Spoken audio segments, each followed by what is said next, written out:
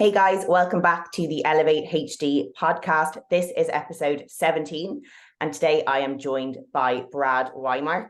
Now, if you don't know Brad already, he is an online physique coach. He's also a classic physique competitor. He's also one of the newest additions to the Physique Collective member site. So he's also now a teammate of mine, which is very exciting. And he's also a very good friend. So welcome to the podcast, Brad. Hello, Holly. Hello, guys.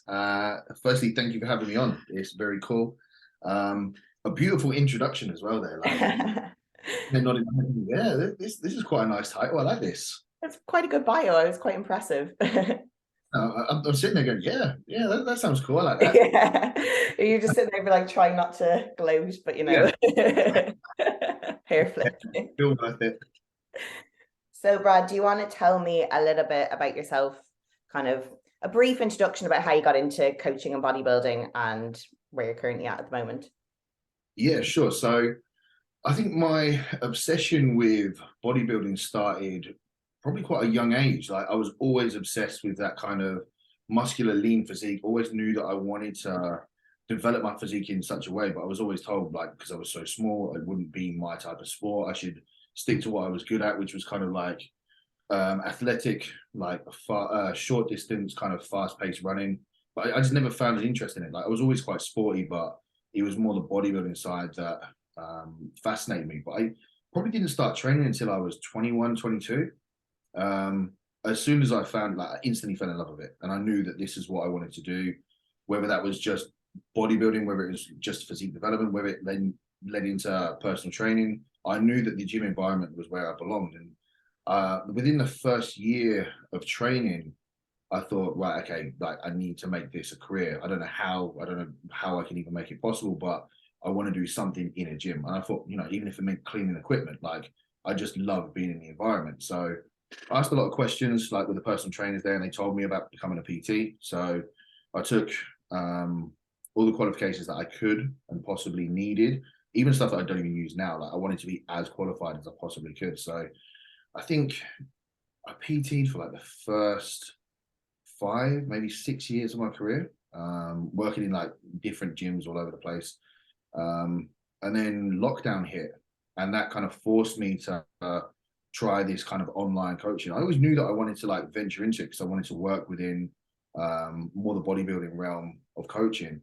And lockdown actually forced it in my hand to say, right, guys, I can't train you in a gym anymore. I can't see you one-to-one. So I'm going to delve into the online world, which is quite crazy when I think about it, because I hate social media, like with a passion. I don't want to do it. I don't want to post, but that is how we build a business. So I only really started social media and online towards the end of lockdown. So it's been quite a whirlwind and like quite a quick trajectory of progression over that time. But I've literally poured everything into it. I don't really take time off. I only really focus on my bodybuilding or coaching because it's the two things that are massively important to me.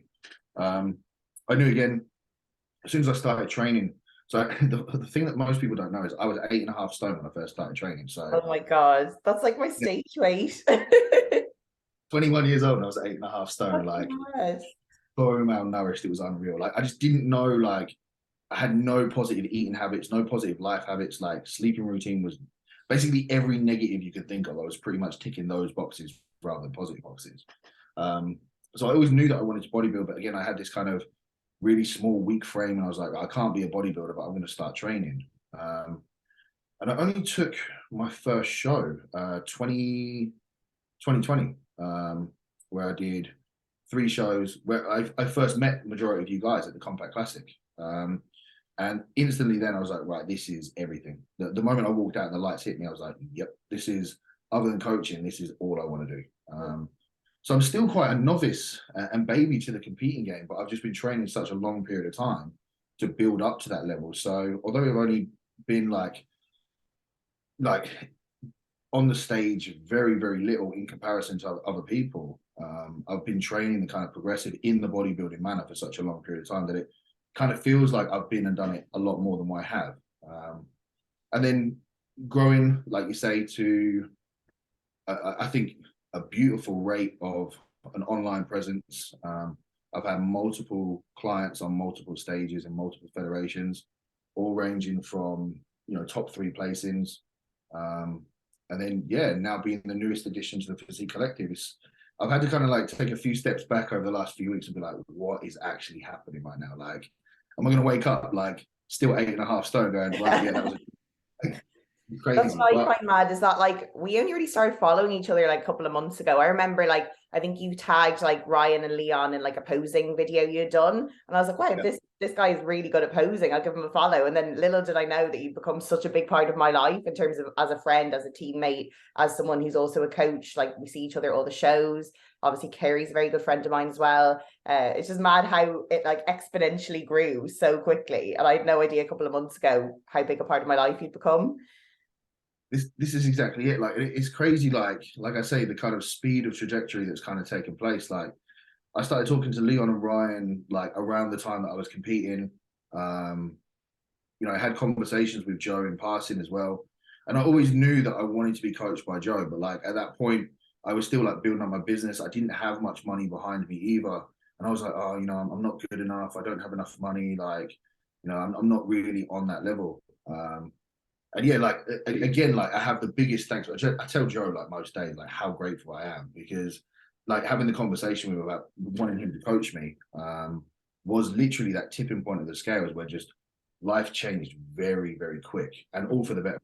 Like it's mad. Like I laughed to myself on so many days. I'll be doing steps and stuff, and laughing to myself. I was like, yeah, I'm doing podcasts with Joe and Holly and Ryan and Leon. Like I'm with the Physique Collective now. It's mad, absolutely mad. Yeah. And you have to give yourself like a talking to sometimes, because it's funny how quickly you do normalize things that at one point would have been like a massive goal for you. So, I had Joe on my podcast, or having like, be joining the Physique Collective and stuff like that. At the time I was like, Jesus Christ, what the hell? And now I'm like, oh yeah, it's just part of my life. But I have to be like, no, like these are big, big goals. I can't just kind of like normalize and habituate to them.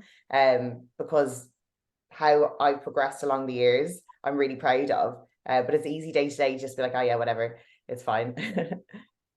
I think that's it. Like it's like one thing I've always said to myself: it doesn't matter where I am in life, I'll always remember where I came from. Everybody has their struggles, everybody has their experiences, but like mine are what kind of molded me into this.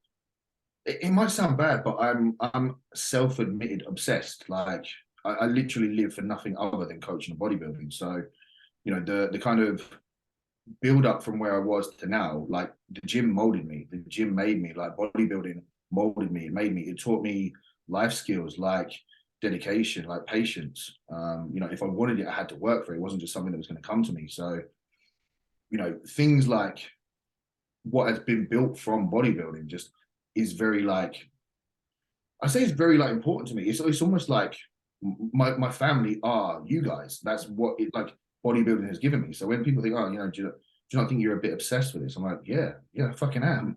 Like if it's changed my life, yeah.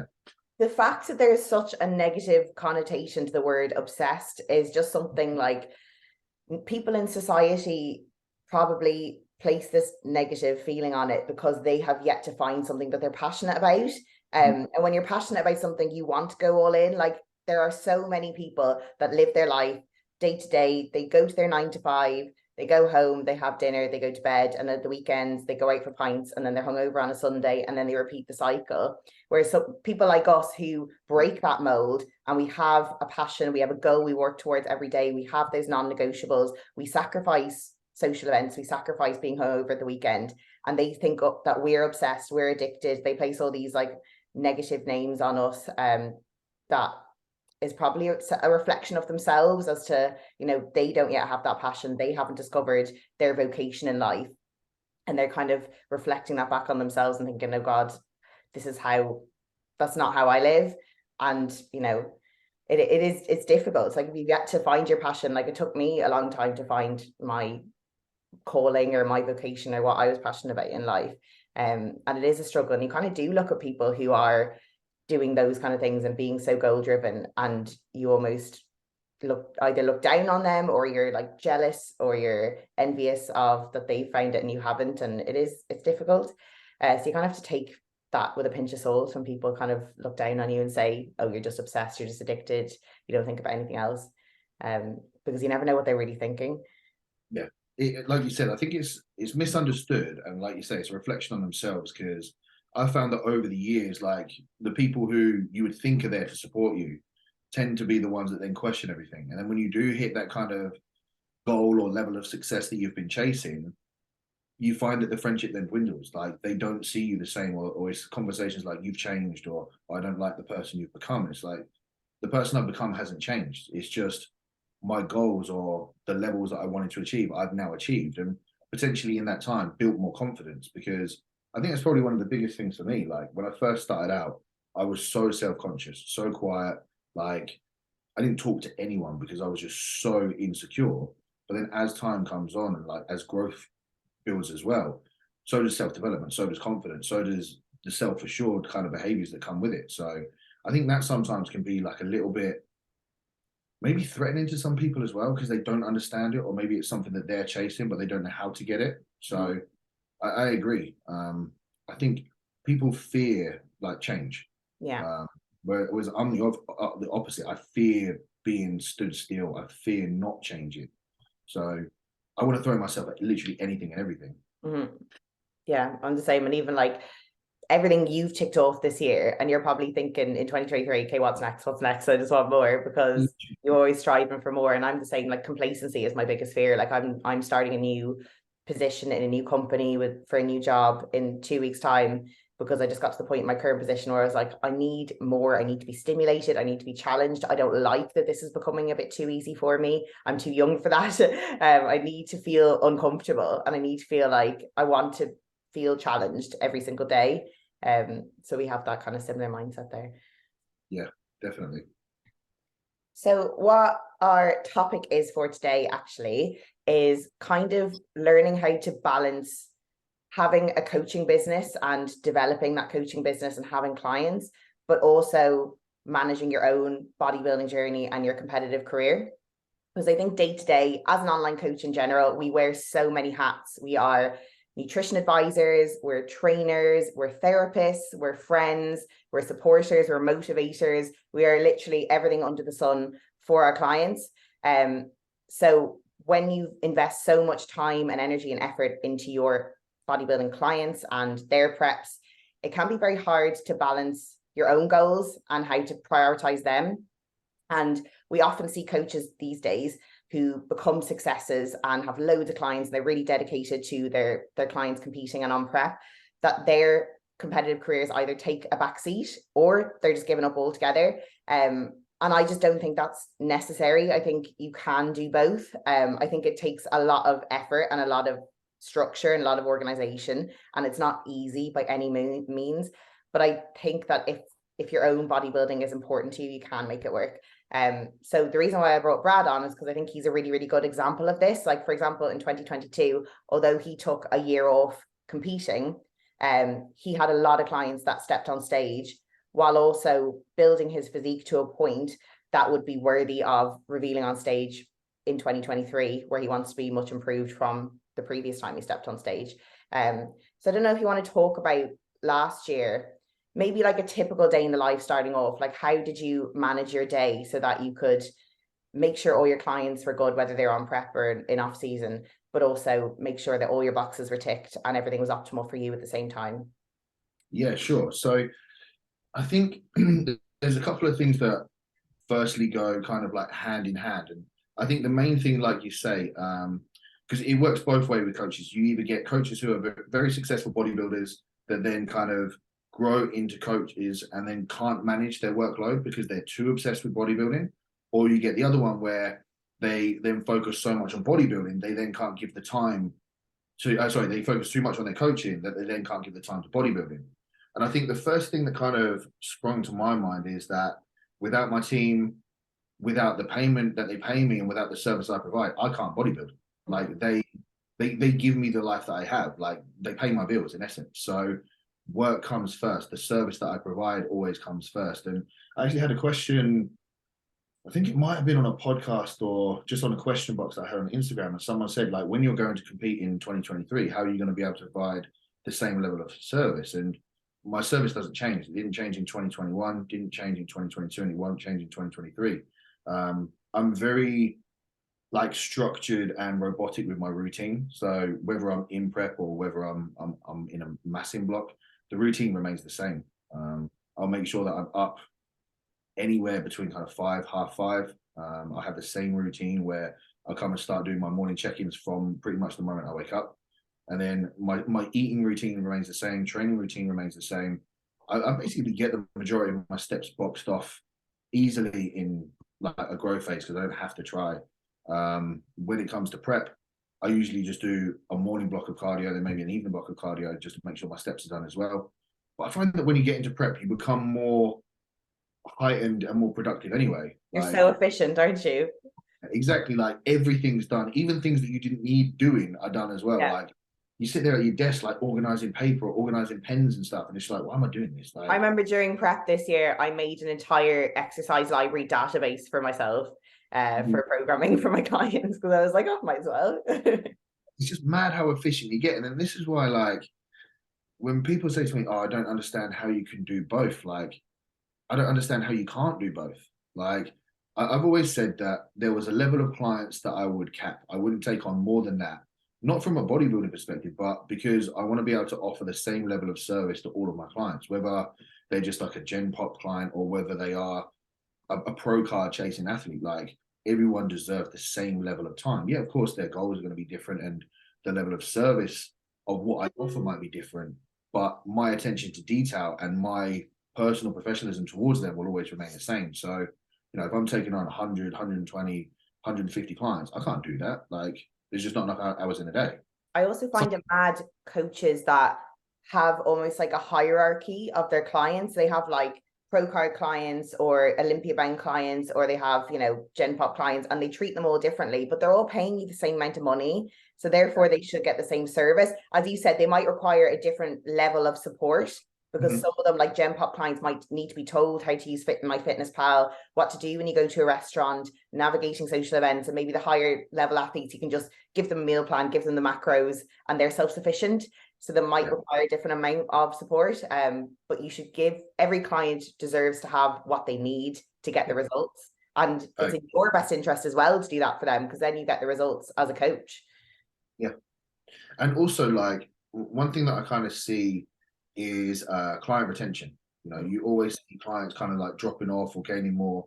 And if you offer that same level of care, same level of importance, and every one of your clients feels like stupidly valued to the point they're like, right, this guy actually really fucking cares about me, they're not going to go anywhere because they generally love the attention that they get and the attention to detail that they get. So, you know, I've seen and heard conversation with people like, oh yeah, of course, well, they're going to get more of my attention because they're getting this, this, and this. And I was like, well, why should that level of service drop because Brenda at the gym isn't the chasing pros card? She just wants to get healthy and lose a little bit of weight. Like it should be the same for everyone. And I think that's probably where a lot of people go wrong, where they chase numbers and they chase, in quotations, quality of client, when quality of client is just that client wants to come to you. So therefore, they're all 100% the same level of quality. But also, I think like Brenda at the gym who loses 5 stone is probably more impressive and probably worked a lot harder than the bodybuilder that stepped on stage. Like if you put those comparisons, those transformations side by side, you know, Brenda from the gym might be just as impressive just because she's had to work so hard. She's had to navigate her family meal times, her social events with friends, drinking, going out. Whereas when you're a bodybuilder, like I always say to my clients, I think prep is so much easier than dieting just for a lifestyle diet, because when you're on prep, you have that excuse, you know, no, I can't go out, I'm on prep. No, I can't eat, I'm on prep. No, I can't do this, I'm on prep. So you can put yourself first. You can be extremely selfish, where you want to be, what you want to do, when you're going to eat, when you're going to train, when you're going to sleep. And that's all set in stone. Whereas when you're doing a lifestyle diet, you have to manage these things. And it's a lot more challenging. Like in 2021, I was meant to do a show prep, but it ended up kind of just turning into a shoot prep. But then I felt that it was a good opportunity for me as a coach to show my clients that I can navigate these things, because when I'm on prep, it's not that difficult to just say no to things. But when you're just doing a lifestyle diet, you have to take part. You have to go out to eat with your family because it'd be ridiculous for you to say no. So yeah, there are different challenges with both, but yeah. I agree. Like I think from a prep perspective, it's almost seen as more socially acceptable. Mhm. I'm in prep, I can't do that. Oh, okay, yeah, you're training for competition. That makes sense.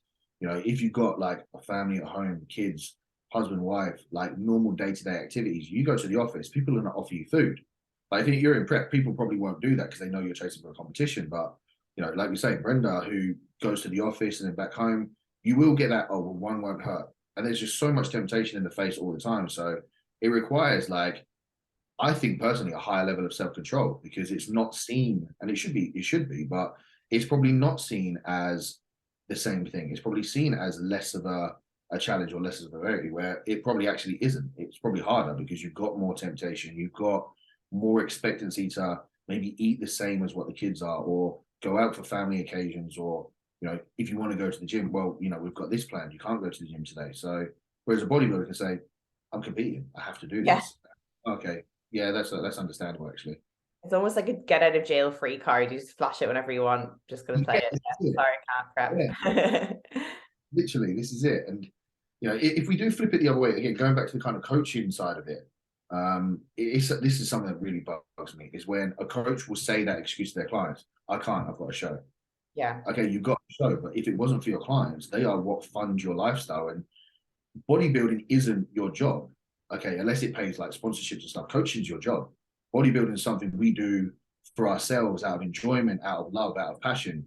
And I think, you know, okay, some people might do it for the kind of social proof and advertisement for clients, but they're probably not the people that want to compete at high levels because if they were, they would treat the two separately. So I think the thing that I've always liked about it, the thing that I've always like, I would never not bodybuild, even if there was a point where I decided not to coach, which is never going to happen. But I will still bodybuild as well because I love it. It's what I did before coaching. But I find both sides of the fence, it gives you social proof to your competing clients that okay, you've done it, you've felt it, you understand it. It's also a massive importance to you because you do it 24/7, 365 days a year. But also for the lifestyle clients, they look and go, that's really cool. Mm. Like a lot of my lifestyle clients, or back when I was a PT, they would like show pictures of me to their friends or other people in the gym. Like, this is my coach. This is what he does. Like that's mad. Like why would you not want that kind of like love from your team? Like I think it works both ways. So if your bodybuilding takes over your client business or your coaching business, then you're clearly just pouring into the wrong cup. Like you can do both. Yeah. Same if coaching takes over your bodybuilding, my question back would be, did you actually love bodybuilding that much in the first place? Mhm. Like what you said as well, when you have such a structured routine like you do, you have your non-negotiables there. But once they're set in stone, there's a lot of time in the day. Like I know sometimes the day runs away with you and you think, God, I've so much to do and I don't have enough time. But if you really like sit down and break down your day and have blocks of time that you organize or have a Google Calendar or whatever, you actually can get a lot done, even if you devote like 2 hours plus to your training and you know you Yeah. have your set meals. There's a lot of time in between where you can get your work done if you really want to. And as you said, one of the most simple life hacks in the world is just get up earlier. Like I that's one thing, and it seems so silly because it sounds so stupid, but literally just get up earlier. Like I had a time before Christmas where I had a lot of site visits. So I had to travel all over the UK in the evenings. So I just got up and trained before I started work at 9, and then it was done. So I didn't have to worry about God, when am I going to train? Because I just did it before my day started. And it's Yeah. like simple things like that that make a lot of difference.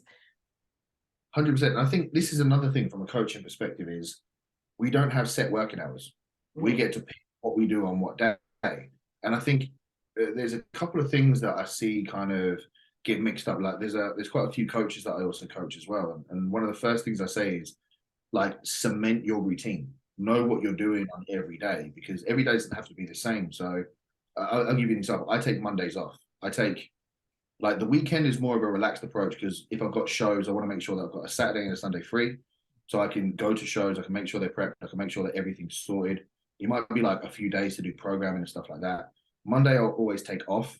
I won't actually take it off. I'll be doing other things as well. But it's a day that I class as a free day because if I've traveled to shows and stuff, I might be tired. I want to like recharge myself before I start check-ins on Tuesday because I want to make sure that my personality is upbeat, my energy is high. I want to make sure that I'm jumping on a check-in and they're like, yeah, shit, I feel hyped up for that. Like, I'm good to go. I don't want to get on a check-in with a client and be like, oh, I'm really tired. It's been a long weekend because it's not going to motivate anyone. Um, So I do my check-ins from Tuesday to Friday. Saturday's like an overlap day if I need it. Sunday's like usually a show day and Monday's off. So I know exactly what I'm doing every day. I treat it like a job. These are my working hours, although I never stick to them. I'm so bad at that. I'm like, right, I wake up, I start working, and I'll just keep working for as long as I need to, which is usually like 9:30, 10. I always said I cut off at 8 and I never stick to it. I'm really bad Are you at one of that. those coaches that tell their clients to reduce screen time while you're like sitting there in bed, being like, I'll just reply to one more client? Yeah, the first thing I do is open my phone and just reply to messages that have come in overnight. And I'm like, right, now I'll get up and I'll start moving. And then within half an hour of like getting showered and made a drink, I'm back at the laptop again. So like it's so like I've been deloading this week as well. And I'm like, right, those 3 hours I'm supposed to be in the gym training.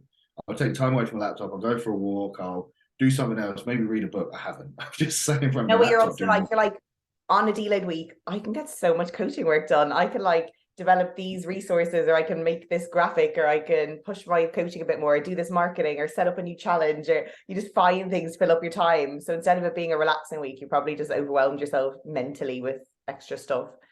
That's exactly what I've done. I've got like pages of notes for like podcasts coming up or like content that we're creating with Jake. And I'm like literally like pages and pages of notes. I'm like, shit, I'm burnt out. Yeah, I need a deload, a mental deload now. Yeah, exactly. But that again, it goes into coaching that if it's important to you, you'll make time for it. Like there's never anything. I always live by a saying, don't leave for tomorrow what could be done today.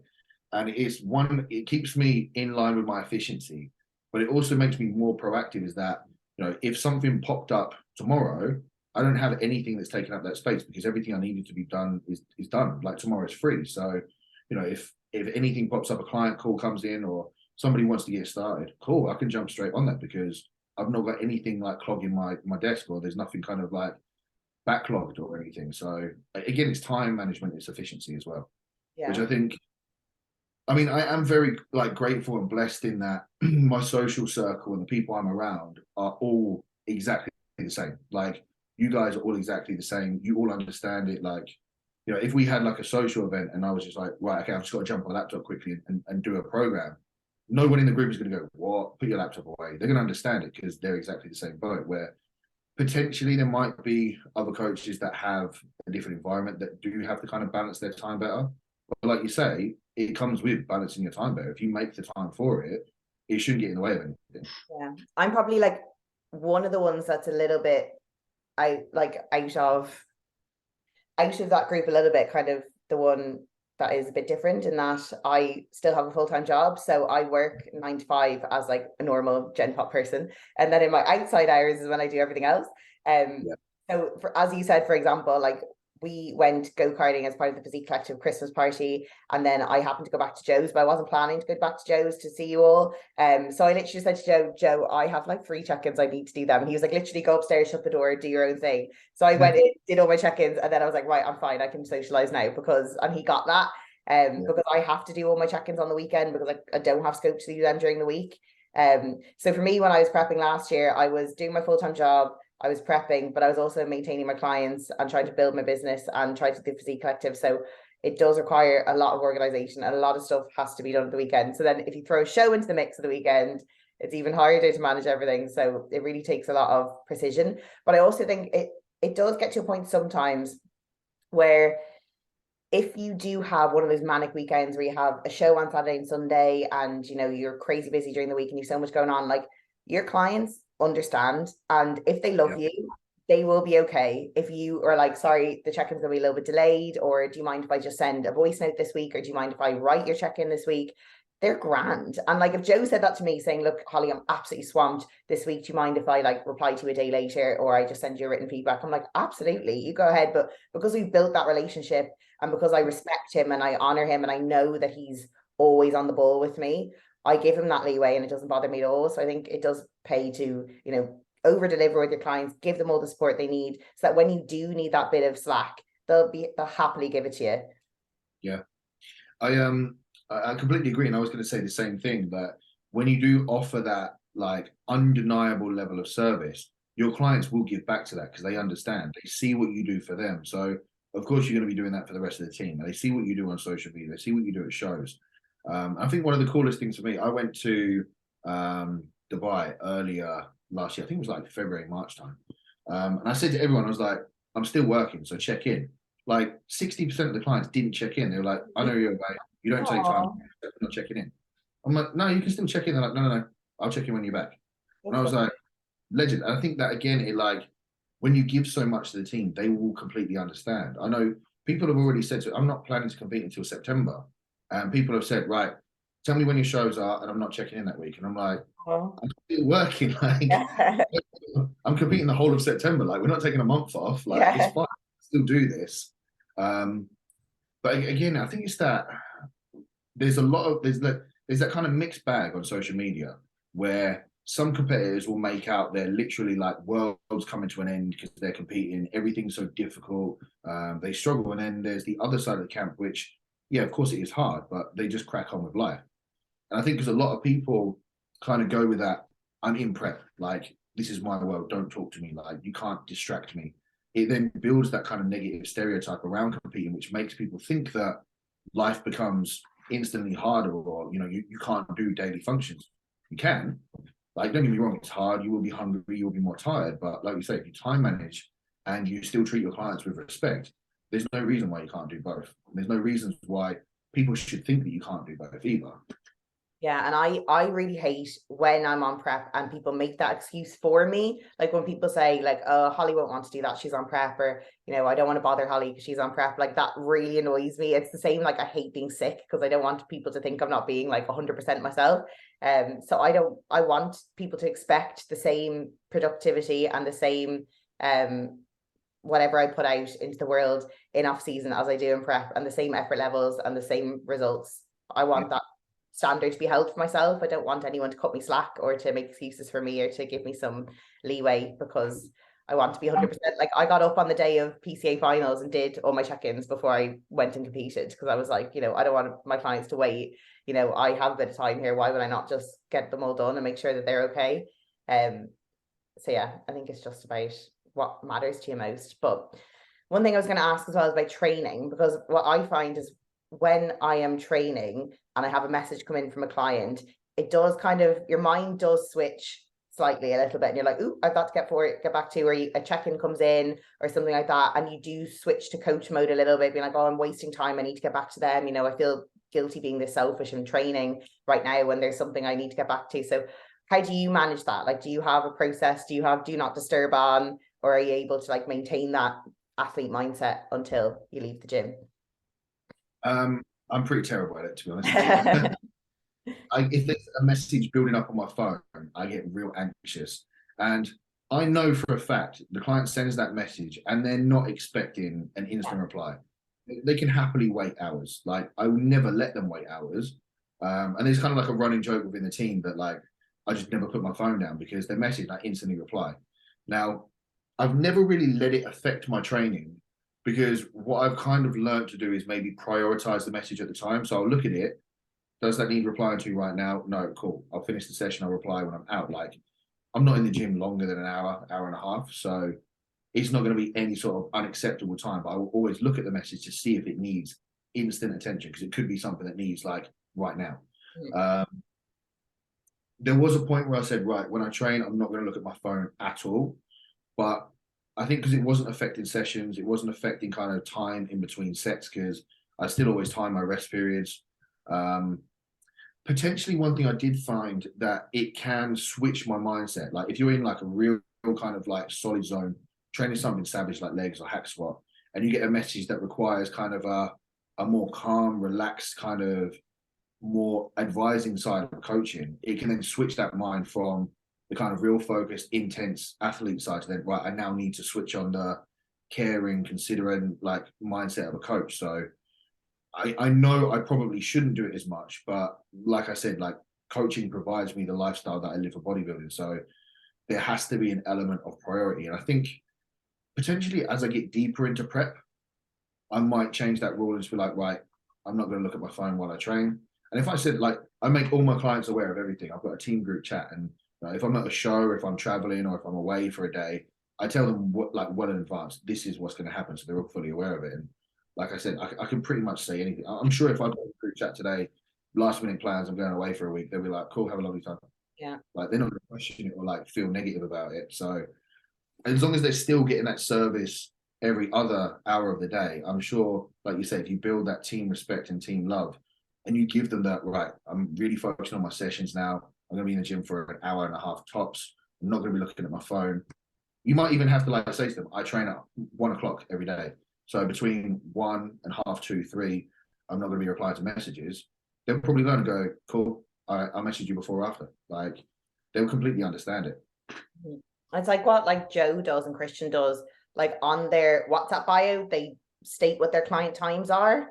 And because they're stated, you're like, okay, fair enough. You stick to them. It's like, you wouldn't be banging down a shop when they're closed to be expected to be let in because they're closed. So, you're a coach providing a service as any other service provider is. You have your own hours. So if you set them, people will respect them. But the problem is that if you set them and then someone, sends you a message at 8 p.m., they might not be expecting a message till the next morning, but then you reply to them straight away. So then they expect that all the time. So it's like you need to respect your own boundaries as well.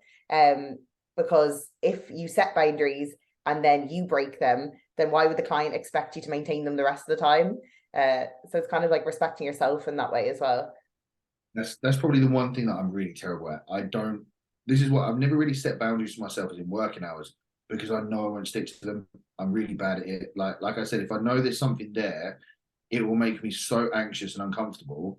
I have to get it done. Because I think if I didn't do it and I stuck to those sort of working hours, I probably wouldn't be able to sleep. I'd probably lay there and go, nah, I need to do this right now because it just makes me feel so uncomfortable. Same with like client startups. I will do them as literally as early as I possibly can, whether that means kind of like working through until like 10, half 10, and then sending it in the evening. I'll always say, I know it's late, you don't have to reply to it now, but I've just wanted it there as soon as I possibly can send it. So it also shows keenness and willing that you want to work with that client as well. Like, I don't want anybody really waiting for anything because I'm not this like insane top level bodybuilding coach that can just say, right, do you know what? I'm going to add you to my waiting list. Like, I'll get back to you in like 5 to 10 working days. Like, as soon as they show interest, I'm like, yeah, cool. Like, you're my type of person. I like your goals. I like your ethics. Let's fucking go. Let's go as soon as we possibly can. Yeah, like So, I had a client consult call yesterday, and like yesterday was Friday, and I was like, I'm so excited. Let's get started on Monday. Let's just do it. Like, why waste any time? Because if I can get you started straight away and get you started for a fresh week, why wouldn't I? Because I'm excited to get you going and get started as well. that's it. Like, and that's the thing I think that shows with like I say, the client retention, but also clients' progress. If they feel that you believe in them and you're excited to work with them, they're gonna be like, yeah, shit, why didn't I do this sooner? Like, this person believes in me. They're showing that they're excited about it. I'm now excited about it even more. Like, let's go. If you kind of like you have that phone call, you're like, yeah, this is really cool. Like, I can get you started next week, maybe the week after. What's going to happen in that week? Like, is food focus going to change? Are life aspects going to change? Are they going to completely lose motivation in that week? Because a lot can happen. Like, one thing I always say to my clients is that food, training combined is what, 3, 4 hours in a day total. There's still 21 hours in a day for a lot of stuff to go wrong. So Yeah. that's what a coach is there for as well. Like those additional hours on top. Um, so if you leave someone for over a week, just go, right, I'll get back to you and get your plans over to you. They're like, oh yeah, I don't really have that guidance. Or if there is times like where I've got a lot of shows and other signups, I physically can't do it. I'll be like, right, we're starting now. Like I might not have your plans ready for the next couple of days, but I will loosely tell you what I want you to do over the next couple of days. You've got my number now. If you need me, message me anytime. Like just because you don't have the plans doesn't mean you can't start instantly. So then they still know that they've got that support and guidance. Yeah, just give them something. Like something I created is I have an initial consultation form, and once they complete that, it triggers like a week of emails basically where they get one a day, kind of drip feeding them information. So it makes them feel supported and like they have something to do and something to look at, but also, they don't have the plan yet. So it just kind of keeps them ticking over because I want to feel like I'm giving them some value and making them feel supported, even if the Yeah, plan's not there yet. definitely. But again, that goes back to showing how much you care and how much you're invested in what you do. I think again is that kind of I think what a lot of people or a lot of coaches should actually ask them is what do they want to do? Do they want to be a coach? Do they want to be a bodybuilder? Or do they definitely want to do both? Because I feel like unless you are that goal driven, like soul obsessed person of wanting to be the best you could be, you probably will struggle to do both at the same time. And don't get me wrong, like, I'm speaking hypothetically. I was building my online business and still one-to-one coaching when I did my prep in 2020. So I didn't have this many online clients, but I probably had more combined clients, like together with coaching and one-to-one. So I think time effective, like, okay, I was probably killing two birds with one stone when I was doing one-to-one because I was on my feet all the time. So that's probably the majority of my steps nailed.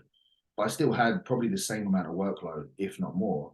Yeah. So I don't see like it would be any different coaching. If anything, I think it would be easier because you turn the camera off, you can have a little moan to yourself about how tired you are. You can cry, wipe the tears away.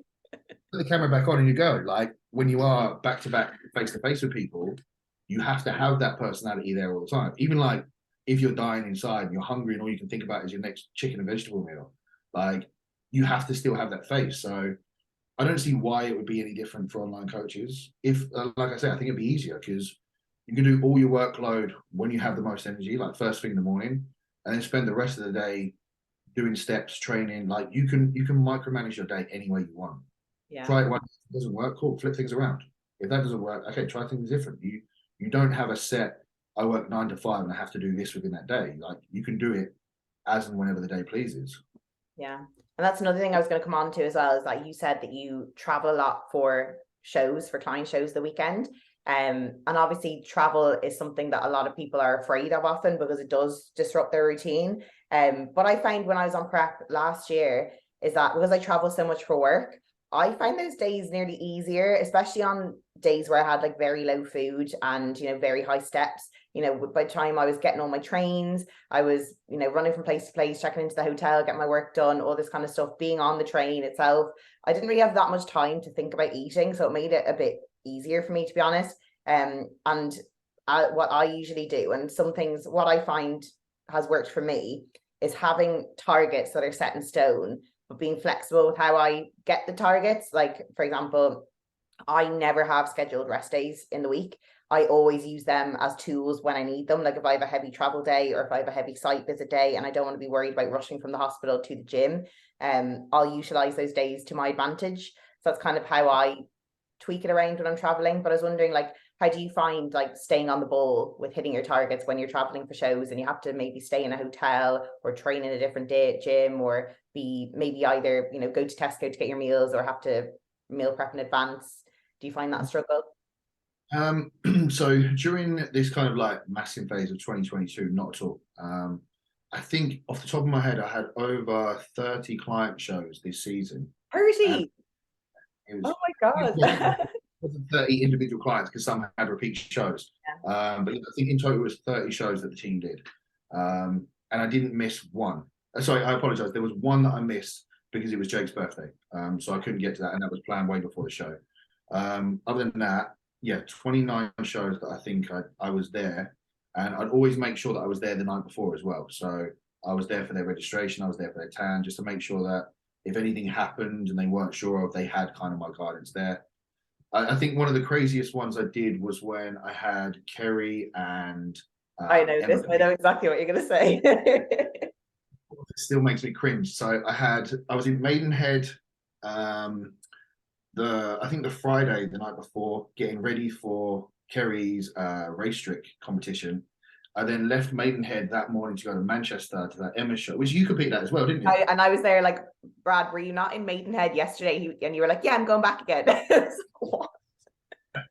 So I was in Manchester for Emma's show, and then I had to get back to Maidenhead for the evening for Kerry's show. She wasn't on stage until I think it was like 9:30 in the end. I was running on hopes and dreams. Like I don't know how you did that. like I think I calculated. I think I spent 18 hours in the car that weekend. Oh my God.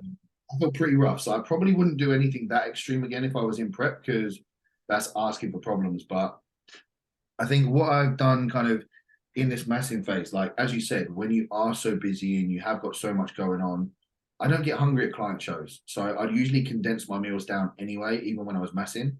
I'd usually have like 3 meals a day and just fast like for a long period of time in the morning, because when you're at a show and you're coaching at a show, that's probably the busiest time of the day. Like from the afternoon onwards, it's just kind of sitting, chilling, unwinding, watching the show and then just relaxing, so you can kind of eat your meals then.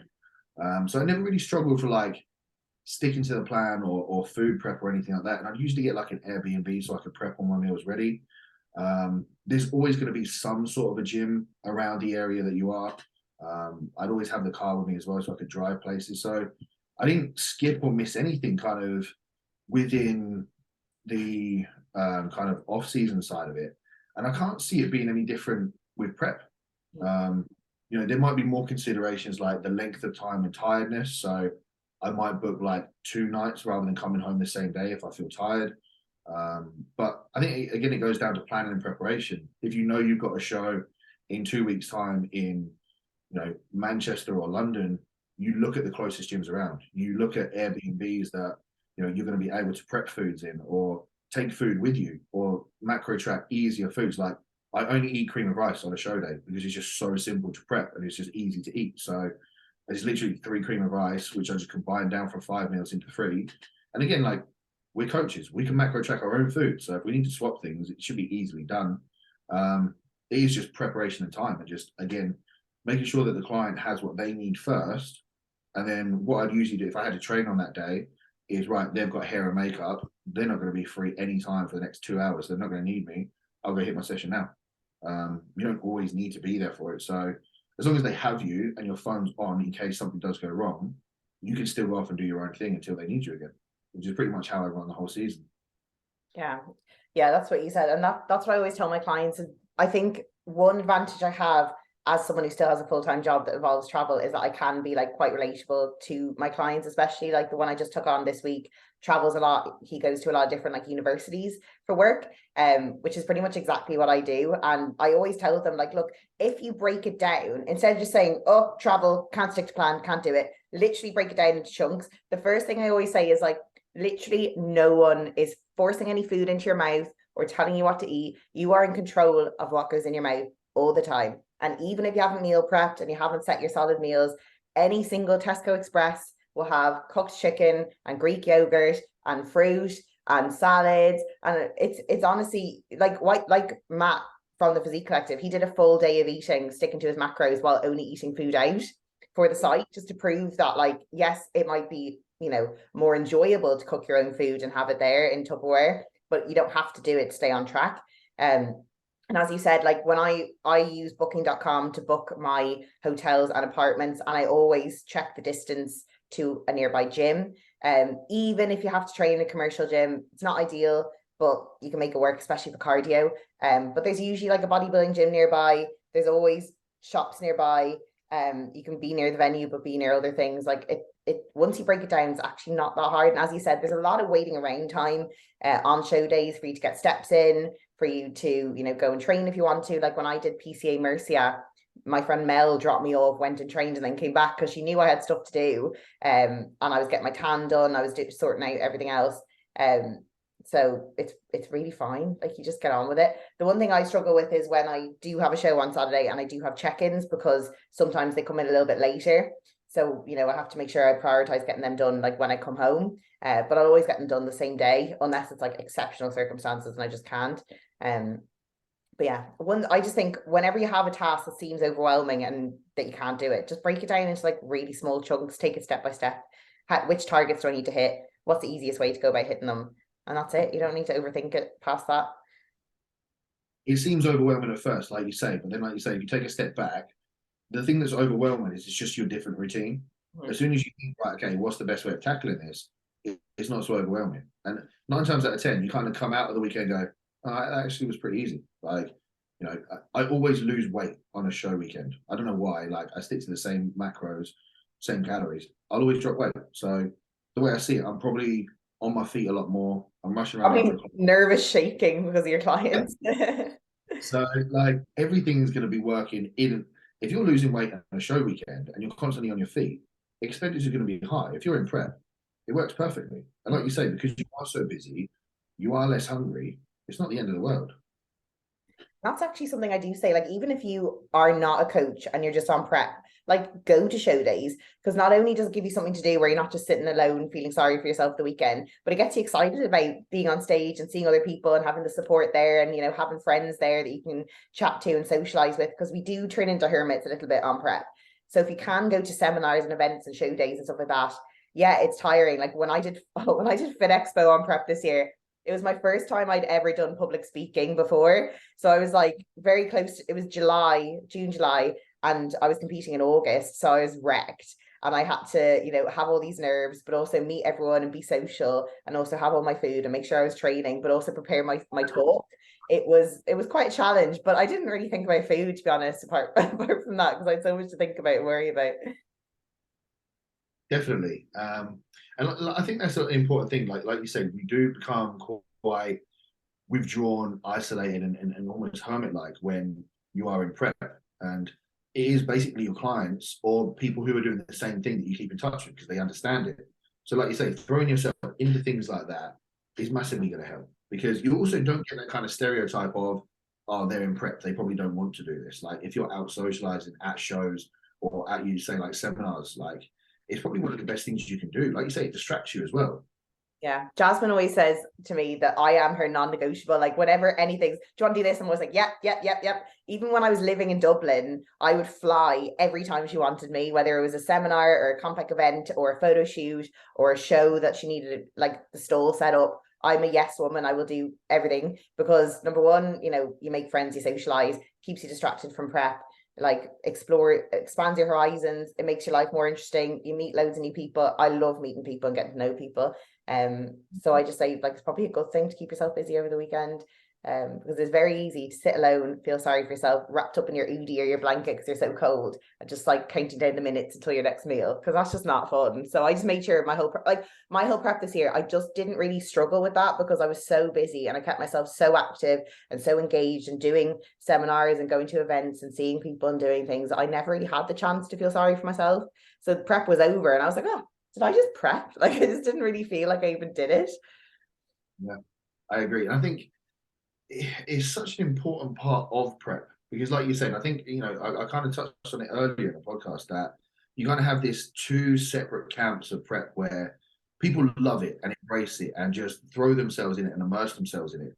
Like yourself, you go to seminars, you go to shows, you do all this other stuff on top of it, which is around the bodybuilding community. So everyone understands it. Or you are the other side of these isolated people that lock themselves at home on their own and sit and feel sorry for themselves on a sofa, falling asleep watching the fucking Jurassic Park series because they've got nothing else to do. Like, if you are going to sit in that lonely state, yeah, you're going to feel like shit. Yeah, you're going to be hungry. Yeah, you're going to be tired because you're not distracting yourself with anything else. But if you immerse yourself within that kind of bodybuilding industry even more, like I had this as in this last season as well, when there might be client shows coming up where my clients aren't in the show, but like you might have been competing or Joe might have somebody else. And I was like, yeah, I'll come down. Like, I love going to shows. I love like mingling with people and being in that environment. Like, I'm not going to miss it. It doesn't matter that I went to a show last weekend or the one before. Like, I'm going to go to another one because it's cool. Like, immerse yourself in that. And it gives that it's not work for us. It's a lifestyle, whether that is bodybuilding, whether that is coaching. And I think if you look at coaching, this is my job, then you're never going to have that kind of love from it or that kind of gratification that comes with coaching. It's just like, this is my job. This is what I do. This is how much I get paid for it.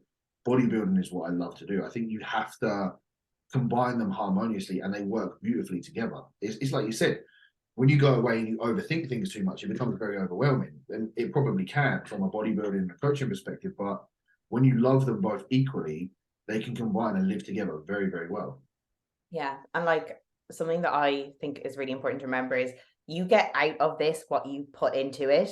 And I know like a lot of people who would have kind of met me when I first got into training, they often see me again, whether it's if I go back to my old gym when I'm at home or something like that, I'd be like, Jesus, like what have you turned into over the past few years? But it's just because I threw myself into it. Like I said yes to everything. I went to every event. I networked with people. I got to know people. I said yes to all the podcasts. I started my own podcast. I like annoyed Joe till he took me on as a client, and then he, taken me on for Physique Collective. And I just put myself in those situations all the time. So I don't think anything that I've kind of achieved is luck in any way, because I don't find myself a very fortunate person. I've just been scrappy, and I've just worked hard, and I've done all that study, and I've researched things, and I've talked to people, and I've bitten the bullet, and like people I've been terrified to speak to, I've just gone up and spoke to them. Like at Fit Expo in 2021, I literally spoke to Joe, spoke to Matt, and was nearly like subconsciously telling them, you need a female on the team. And they went away and was like, you know what, I think we need a female on the team, and they got me on. But that wasn't luck, that was me putting myself in that position so that they would see that opportunity was there. So that's what I would say to people, like as much as you put into it, you'll get out. So the more passion and the more drive and the more excitement and the more everything you put into it, you will get it back. And you've probably discovered that this year, and especially like it's probably going to get even better for you in 2023, because the amount you've progressed over this year by just showing up, like literally, like your relationship you built with Joe was from like just showing up to shows and showing up to everything and just being there. It makes such a difference. It's patience and persistence with your own self-development. And I'm the same as you. I don't believe in luck, but I'm very much like, if it's meant to be, then it will happen. And there's been many times kind of like within my career, and Jazz is actually like the queen for this, and I tell her all the time. I was struggling quite badly around the summertime of this year, and I kept thinking like, all this effort that I'm putting in, I don't feel recognized. I don't feel like I'm at the level where I should be. I just don't feel noticed within the industry. And I didn't tell anyone about it. I just kind of like just kept my head up and carried on as I was. And Jazz spoke to me like one weekend, and she was like, people notice what you're doing. Like people see how invested you are, how much you care. Like just keep doing what you're doing. And like I thought, well, mate, if like Jazz is telling me that, then I must be onto something. So I'm just going to keep going and keep going and keep going. And it was like a couple of months after that where Joe spoke to me. He's like, I want you as part of the Physique Collective. I was like, what the fuck? What? I was like, can you say it again? He literally had to say it a couple of times. I was like, bro, like, I can't take this in. Like, it's not registering, it's not sinking in. And it is that, just if you are so persistent and obsessive with where you want to go and where you want to achieve, like it will come. It's just being patient and keep doing what you're doing. And you know, I don't think there would ever be a point where I'd ever give up, because I've been coaching or personal training for like such a long time. There's been many other things that have kind of cropped up that could have potentially made me quit. They might have like knocked me off my cord for a little while and got a little bit fucking down in the dumps, and I get back on it. But it will happen at one point. You just have to be patient. It's one thing that I tell the coaches that I coach, is like, keep doing what you're doing every day. Like whether you think it's worth it or not, like post what you want to post things that you think are going to be relevant, post out and speak to the people that you want to attract, and it will come. It's not going to happen instantly, because nothing does.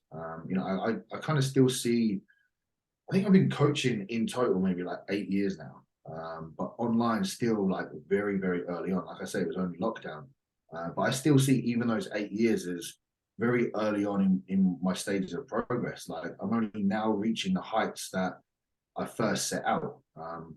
You know, one thing I kind of laughed about with Joe the other day, I was just like, a lot of my education kind of before online was just my obsession with bodybuilding. I'd be listening to like podcasts of Joe's or John Jewett's and stuff like that. And I was just like, it's now literally like one of my best friends. So it doesn't feel real. It's a very much a pinch myself moment, but it is all come from that kind of obsessive behavior, which so many people kind of like tainted me for. I was like, you're too obsessed. You're too obsessed. And I was like, yeah, I am, because it's now provided me the circle of friends I have, the life that I live, the career that I have. Like, why would I not be obsessed with something that provides that level of life?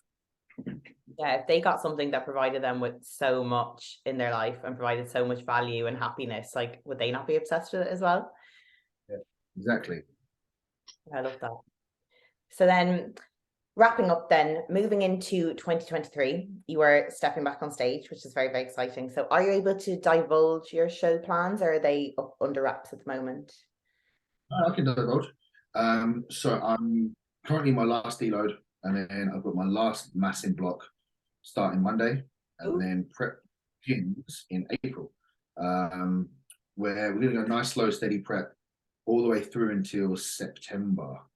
And I believe my first show is PTA, the first weekend of September. Then I've got the Compact Classic, which I knew that I wanted to do this year because it was my first show back in 2020. And it was the show where I met Ryan Kirkham for the first time, Will as well. Saw and spoke to Joe then. I can't remember who else was competing that day. But I know there was a lot of faces that now like are part of the circle. So I knew I always wanted to get back and do that. Obviously, like Compact being Jazz's as well, like I was like, right, this is definitely a show that we're doing. So the coolest thing is doing it with all the guys again. Like quite a lot of us are at that show, so that's gonna be cool. Then I've got Two Bros. I think it's the 16th. And the last show is the NFM UK on, I think it's the 24th or the 25th. And then whatever happens after that, if there's any final invites or any sort of pro qualifiers, then of course we're going to go for those as well. That is very exciting. I'm definitely going to be, if I can be, I will 100% be at them because you pretty much read all of my shows. So it's just so nice to have the support. And it just makes such a big difference to the day when you have other people around you. Yeah, I think my first year, like, it was only one of my shows where people came. I had two of my clients come out, and then I had my coach, and then some of his clients competing on the same day. The others are basically competing on my own, which I was okay with because I always had in my head that bodybuilding was this kind of like lonely, isolated sport. But I think this season, knowing that there's going to be so much more support there, it almost feels like a bit, again, surreal and overwhelming at the times. I'm like, shit, what's it going to be like? I'm going to walk out on stage and hear people shout my name and burst out into tears. Like, Yeah, I will say like my competing this last year in 2022 was so different because you show up and there's like your whole family is there at every single show. You see them in the crowd, you see them shouting for you. They're there afterwards. Everyone's like vaping outside, chilling, having Monster. Like it's just, you feel like you're just in a little family and it's lovely. Whereas like what in my first couple of seasons, like sometimes I'd show up shows completely by myself, especially because my family don't even live in the UK. So I had done shows where I just show up on my own. So it was so different this year having that support every single time. It was lovely. yeah, I can imagine.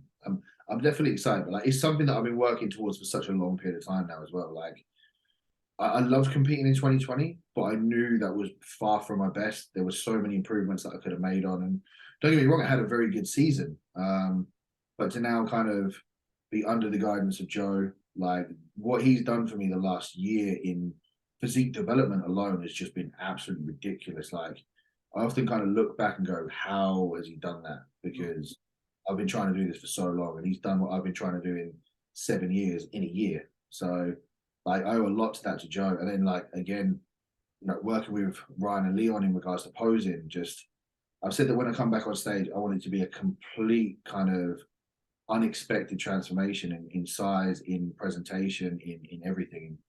At the moment, it's looking to be on the right course as well. So very You're excited. going to be so different this year. I could just see it. Like, you can already tell. You're just going to be a different animal. It's very exciting. Very excited for it. Very excited. I think the lightest I got within my first prep, I think it was 174 pounds or 176 pounds. And this morning I was 235. So Oh my God. So how many pounds do you think you have to lose then? Are you estimating? my weight cap is 197. So Okay. So yeah, you might struggle a little bit to make that, will you? Do you think? I think like my last prep, that was the lightest I got in prep. I think on stage I was 180, it was 184 or 185. But I definitely think there was still more to come off. My lower back still wasn't where I wanted it to be. Hamstring still weren't what I wanted it to be. So I think we're easily going to be able to make the weight cap. But I think the plan is going to be absolutely like peeled, Yeah. shredded on Yeah. death's door. So Yeah. I think we're definitely going to get it, but also have a very different look as well. Because Yeah. I get very lean from the front very quick, but it's just the whole posterior just holds. So I could probably get on stage and still do quite well like I did in 2020, but I want to be able to turn around this time and people like, what the fuck? Like, what's happened there? I've no So, doubt. I know that's gonna happen. sure. Very exciting. Well, yeah. Well, best of luck anyway. I will be following the whole journey. I'm sure I will see you throughout the year anyway, and I'll just see you get progressively more and more depleted in the face. But thank you so much for joining me on the podcast. Do you want to tell people where they can find you? I know you have a podcast yourself. If you want to plug that, your coaching. Yeah, sure. So firstly, I'm going to plug it. You can find me on the Physique Collective web and app as well. Also, my Instagram, which is BW Animalistic. I don't know. Can't even remember what it I is. was going to say, I was like, are you going to change that? Because I don't know whether, I suppose you could change your name to the Physique Collective, but you also have your own brand as well, don't you? So, I think I'm not formally a Physique Collective coach yet. I'm just an educator. Okay. I think my plan and hope, and praying for it, is to then develop into one of the coaches as well. And I think then I can Collect change it. vibes, manifested. But yeah, the plan is Animalistic will go to a coach that I'll be taking on. They'll take over Animalistic, and I'll just be one of the Physique Collective coaches, which is the trajectory. It's kind of like what you say, I'm manifesting at the moment. So at the moment, it's still BW coaching _ Animalistic. Hopefully soon to be changed.